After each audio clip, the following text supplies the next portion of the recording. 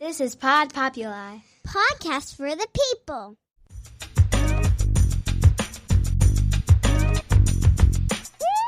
The Great Love Debate. It's the Great Love Debate. The Great Love Debate. It's the Great Love Debate. Hi again, everyone. It's Brian Howie. Welcome to the Great Love Debate, the world's #1 dating and relationship podcast. Since 2015, I am coming here from the very fine studios of Pod Populi, Podcast for the People. I am back at the one in Boca Raton, Florida.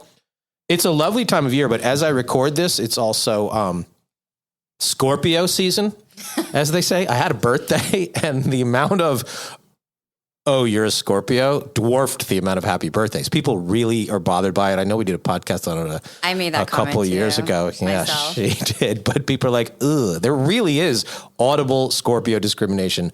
I don't even know how to fight it. So I'm going to bring in my guest here. She's very antsy.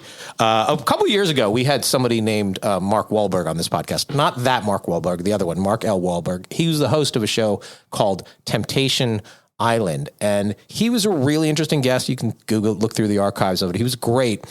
And the thing that was surprised me about him was he really cared about his cast. I found that fascinating. He really wanted them to be happy. He really wanted things to work out. He wasn't just trying to stir the pot. My guest here, however, did stir the pot, and she was lured in to possibly stir the pot. She was on the most recent season of Temptation Island, which is on what, USA? Is that what it's It on? is on USA Network. Yeah. Yeah. She's got a lot to say. I asked her if there's anything she didn't want to talk about, and she looked at me like I was nuts. The lovely Marjorie Guaracho. How are you? Good. Thanks for having me. I'm so excited to be here. How does a nice girl like you end up on Temptation Island? I've actually always been casted for TV shows, and they're all unscripted. As much as people want to believe that they're scripted, they're not.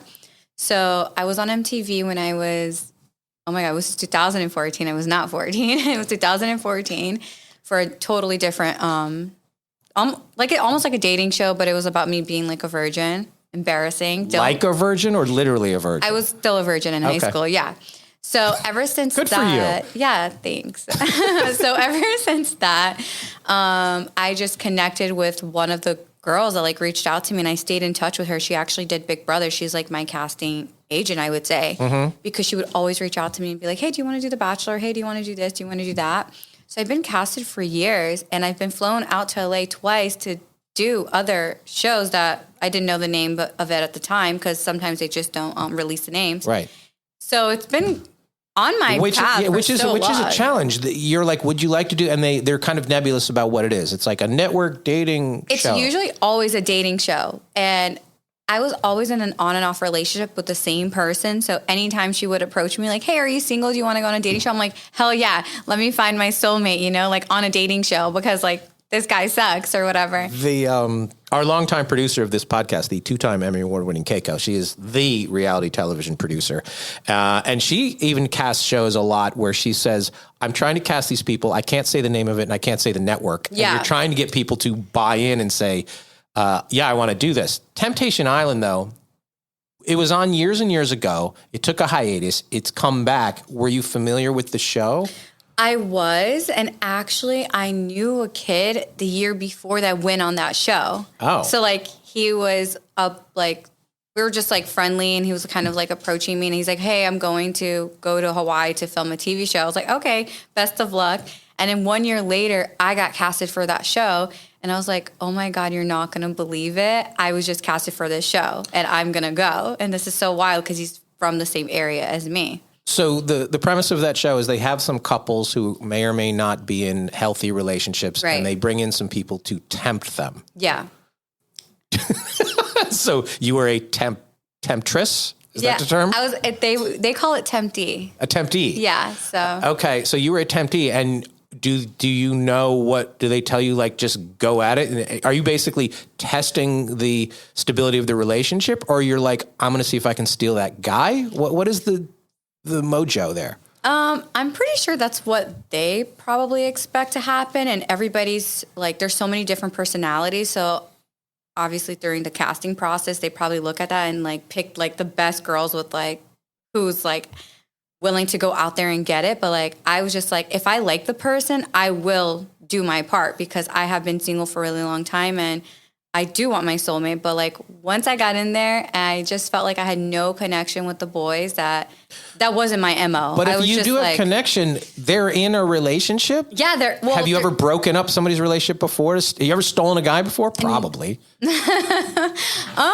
I don't think so. Like, I've been in drama with like ex-girlfriends of like guys when like I've been now and the girlfriend has popped up and like been emotional and I'm like, what do you want me to do about it? But like, or you've been in a relationship and the girl comes around and you're like, this is my man. What are you doing? So don't the women by nature like get the fuck away from my dude on that show? I'm totally like that. I would say I've definitely changed a lot, but like in college when I was dating the guy that I was dating and he was in a frat, the girl was in a sorority, and I went up there. There was like so much drama. The girl was like trying to say that they were a thing, and I'm like, girl, like he is my man or whatever. There was like the biggest drama, and I've happened that before, but it's always a challenge because you want to date somebody who other people desire.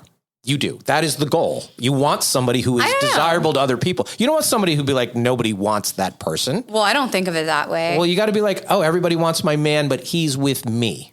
I don't think of it that way. Well, how do you think of it then? I just go for the person that I'm truly interested in. If you have like the things that I'm looking for, then I'm interested in you. If you don't, then you're a loser and I'm not interested in you. Oh, I agree with that. But some people can't handle the fact that other people might want their spouse. And I would have been like, well, who wouldn't want them? They're awesome. Mm-hmm. And that's the balance. Some people are just naturally jealous and some people aren't. I think it is validating when somebody wants my partner.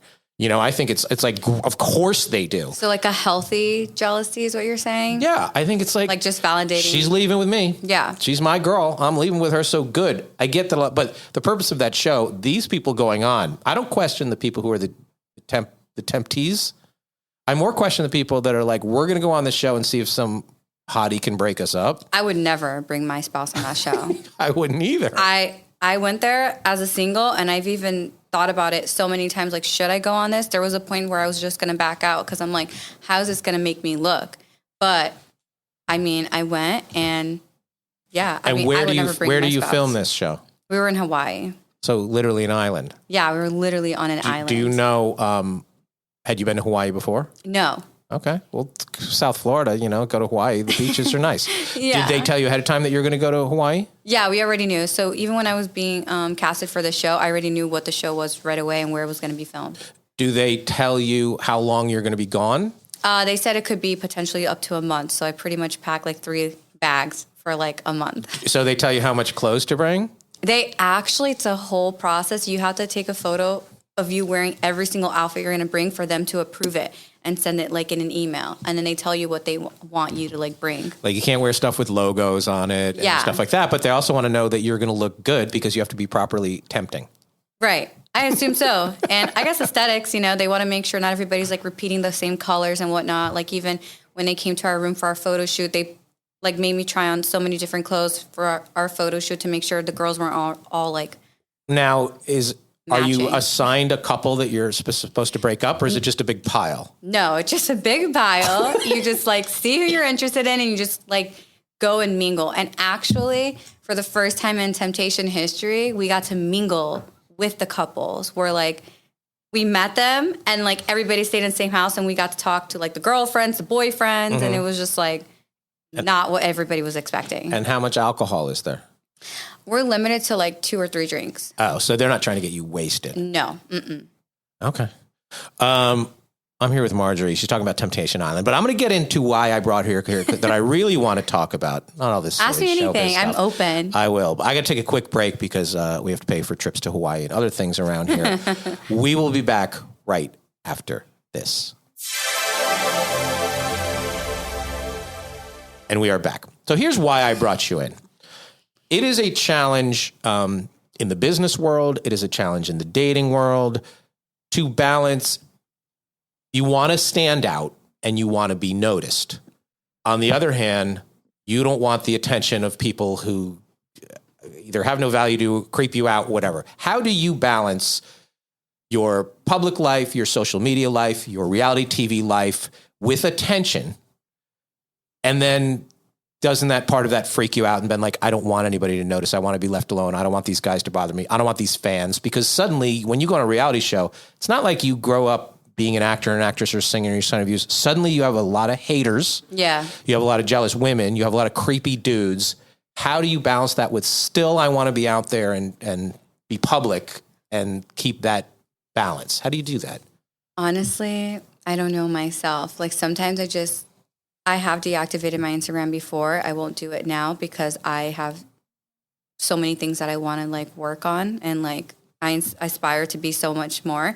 But it is hard because if you see someone out, like first I used to get seen out and people would be like, oh, you're the influencer, Marjorie on Instagram. I'm like, I don't consider myself an influencer. So I think that was always really like weird and awkward because guys always have something bad to say about that, like something negative, when I don't even think it's anything negative. But I don't know. It is tough.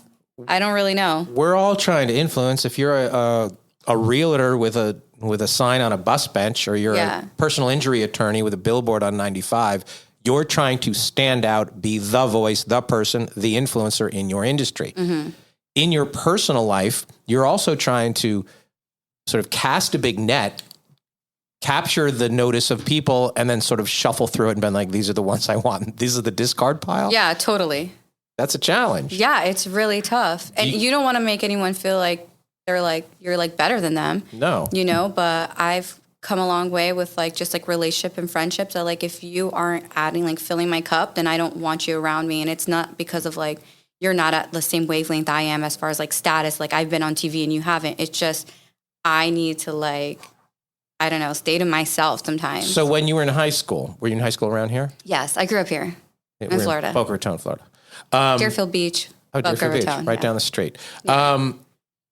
And you had some notoriety in high school. How did the high school people react to that? I mean, she's not a virgin.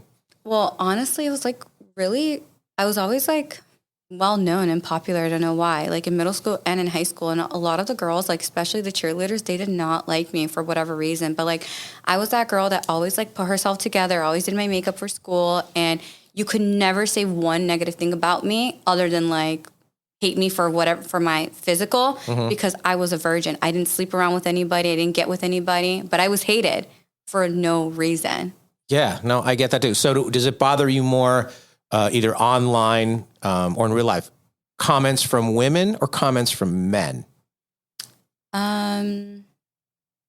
Like what's worse, the haters or the creepers? I mean, they're both bad.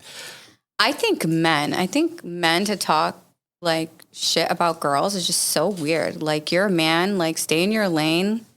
They talk about what they can't get. Yeah. There's always like, she's a bitch, she's a lesbian. I think that's really weird. They need to come up with a reason why you're not interested in that. Yeah, because girls are catty and envious, but like for a man to say something, because I confide in my male friends because they're not envious and they're men, they're not women. Right. So for a man to say negative things about me, which I've had said before with like other articles about me online, like I think it's super weird. How do you not respond, or do you respond?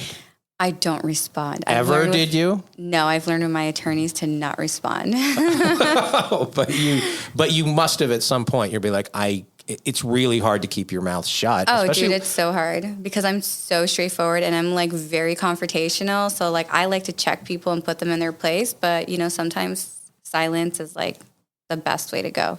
Is there a reality show that you thought about doing or got asked to do and you didn't do it and you're like, shit, I should have done Amazing Race? After the reality show, like when I got eliminated first, I was like, I kind of regret going, but also I don't regret it because I had such a great experience and I would like to do another show, like another dating show. Are you eliminated? Do they have an exclusive for a certain amount of time? Like you can't go do The Bachelor for like a year? Yeah, it's like 6 months. We have a contract until after the air date. So you're home free? Maybe. That was June. Yeah. Yeah. Okay. It's almost, you're almost home free. By the time they start casting again, what was different about the reality TV experience than you expected? Did you get used to having all the cameras around? What was like, oh, this is kind of not what I was expecting? Honestly, because I've been on reality TV before, but they came here to film me in my life, it was different than because I got to live in a villa this time with people. Mm-hmm. But I guess just really the fact that like they don't pressure you to do anything or say anything. Like my producers are like in and out, just like chatting with us, making sure we're all good. And like you just go on and live your life. And the camera people, they're only there really at night for the parties. And it's like 3 men. And the rest is just like cameras all around the house that it's like filming you. Are you mic'd the whole time? You're mic'd the whole time. So You're wearing the mic pack? so you literally wake up, you get COVID tested, and then you go into the room and say hi to your person. It's the guy in the morning or the girl, I already forgot their name. And then they just mic you up, and then you go into the kitchen, you live your life. Like, there's nobody filming you, like, going behind you. Mic'd up. Mic'd up. That's the first thing you have to do before you get inside the house. Huh. COVID testing. So you did this, you filmed this during it was still COVID going on. Well, I don't know if it was still really COVID. I didn't know what Hawaii's regulations were then, but I guess they just wanted to make sure like no one had COVID, so we had to get COVID tested every single day because we filmed last year in 2022. Yeah. All right. So October last year. Still doing that then? Jesus. It's crazy, yeah. Probably rules on it. Then that you forget about the mics and the cameras? Totally forget. You Dude, do? you totally forget because then you'll be like talking like about somebody or like, and next thing you know, you're like, oh my God, they can hear me. Or like, oh my God, I have to go pee. And then I'm like, hey, sorry, I'm saying this out with loud. the mic on. The mic is on you all the time. Even when you go pee, it's on you. Like, We got 3 cameras on us now. I almost forgot that. exactly. You just forget. So you didn't obviously find love on this show. No. And What did you learn about yourself though? You're able to survive a flight to Hawaii? I feel like I learned that I truly have come a really long way because I have been in a back and forth relationship with my ex-boyfriend for like legit 4 or 5 years. That like when I put my foot down last year in August, the show was presented to me in September. I filmed in October, and being around those couples and just seeing everybody's like reactions, and they were so reactive that I'm like, wow, I'm not like you guys actually. Like I've not in a bad way, but like the whole toxic relationship, I'm like, wow, I'm so glad that's like But in my you were past. right, so you understood. I have been there. Right. So I've realized that like, wow, I have evolved so much. Being here, like seeing the outsiders, I was like, oh my God, I really have come a long way. So I became like almost like a friend to the boys, like for them to confide in. What was the most toxic thing about your toxic relationship? I feel like just gaslighting and just like not really supportive. And just like one day wanted to be with me and one day didn't want to be with me. But it was like on for 5 years. That's More a than 5 long, years. that's a lot of days on and a lot of days off. Yeah, it's a long. That's 5 years in your 20s too. Right. That's valuable time. Last year, yeah, 100%. And, you know, it's what's the point? What's the point of going with that back and forth? Like, just end it and move on with your life. Right. But then they're like, they don't want you, but they don't want anybody else to have you. And then you get into that situation. Exactly. And then they are, because you are very public and they're watching you on your social media. And then they're like, oh my God, she looks good. That wasn't my Who's she ex's with? situation, I would feel like, but I mean, he's irrelevant anyways. I forget he exists. Oh. Thankfully, after 5 years of back and forth. That's terrible. Poor guy. Now you're forgettable after 5 years and back and forth. Should have been, it's all long overdue. When you wake up in the morning, have you plotted out your social media posts for the day? No. Are you going to give them the OOTD? Are you going to or is it just, oh, this is going to make good content? What is the thought process? For my social media posting? Yeah. Honestly, I've changed my social media posting too. I used to love like working with brands and just like collaborating, but now I don't want to do that. So I've been really low key on social media. But now you're a brand. Right. So now I'm starting my own brand. I'm launching a bikini line. So I want to focus on that. And I just don't want to be posting the same content that I was posting before because that's just irrelevant and I've evolved so much. So I don't plan anything out. Every single day. And so how does one launch a bikini line? Because me and McKay in the other room, we're probably not launching. Are you like, this is what I want to wear and this doesn't exist? Or is it Pretty this much. is what I look good in and this? No. Because you're Brazilian by descent. Is that accurate? Correct, yeah. The Brazilians are the queens of the bikini. We are. And we love the beach. We love literally the beach. So I love it here too. I'm always in a bikini. But yeah, pretty much what I'm creating is something that's like versatile. So you can be worn like day or night. And it's not just bikinis, it's beachwear too. Oh, it's your work bikini. There you Pretty go. much. Go into the office. We need in-office bikini wear. Like Lululemon made workout wear functional and fun. Exactly. Right? You're on it. All right. This is your first time on this podcast. We play something called worst date or first date. So you either have to give us the absolute worst date you've ever been on or the best first date you've ever been on. Your choice. and we hope he's. Oh my God, I have to think about this because I don't give people the time of day. I haven't been on a date in a while. I know, but you've been dating a long time, my so God. it's like, what was the worst date you've ever been on, or really the greatest first date you've ever been on? Your choice. It doesn't have to be bad. It could be good or bad. Honestly, I would say the best date that I've ever went on was when one of my friends came down into town, and we had like a private tour in Miami with like all of the animals, and we got to hand feed one of the like savannah cats. So that was it at like a zoo? It was a zoo. Oh, Yeah, I forgot. forgot. In the wild. I forgot the name of the zoo. It was somewhere in Miami, but it was like 2 years it's ago. the Miami Zoo. I don't know if there is. But it was like a private tour, like just us two, the entire zoo. It was, really? Yeah, it was really cool. How'd they set that up? That's a really good date. How'd they set that up? I mean, he just did. It helps that men. It's private tours. Good for him. Yeah. Men like animal. If a man likes an animal, women tend to like that. Oh, I love me a man that loves animals and a man that's like a golden retriever, pretty much like personality. So Loyal. yeah, like sweet, Knows romantic. when to sit. Knows when to fetch. Not so much. Like I need you to be like, you know, a man and like not be too emotional, but yeah. I haven't been to that many zoos, but I always think zoos are kind of mean.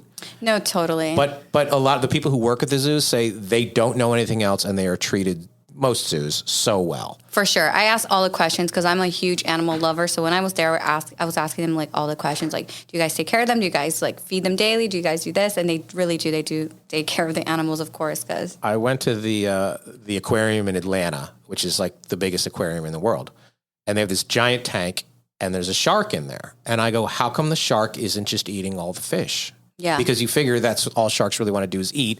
There's fish all over the place. They're swimming around. Why don't they eat other things?